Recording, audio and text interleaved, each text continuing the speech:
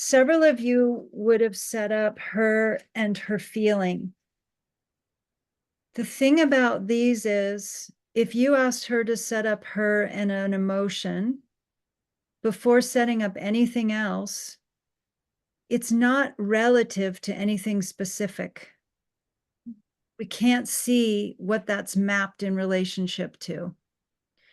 So if you are curious and if she's interested in exploring how this grief may be analogous, may be similar to other losses she's had,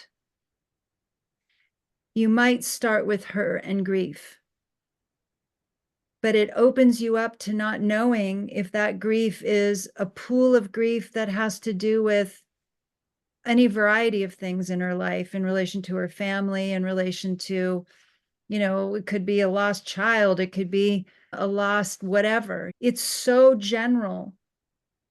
It will have a very different placement and feeling than if you ask her to first place what this is relative to. It's almost like, I'm going to use the analogy of maps because that's what these are. If you just say, I just want to go on a nice vacation, or I just want to go to a beach somewhere, there are a lot of beaches in the world. You have to make the parameter what it's relative to.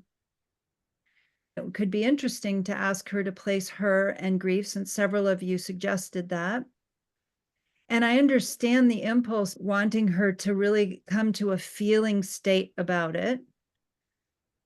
But that doesn't give her any kind of resource to hold. She could just turn potentially into a puddle if you place her in relation to grief without necessarily having any traction, any framework to put that in. However, if you ask her to first place her and this friend, first of all, it will give you both a lot of information.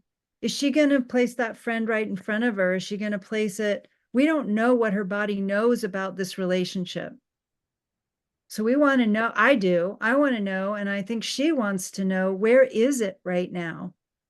Where is this person now? And how uncomfortable is it? What's painful about where it is? Is the person turned away from her? Probably.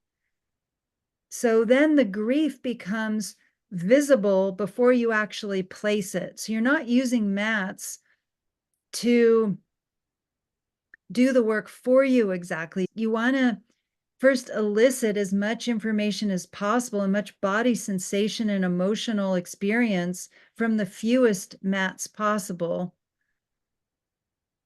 in order to be able to really discover it from her own body's experience.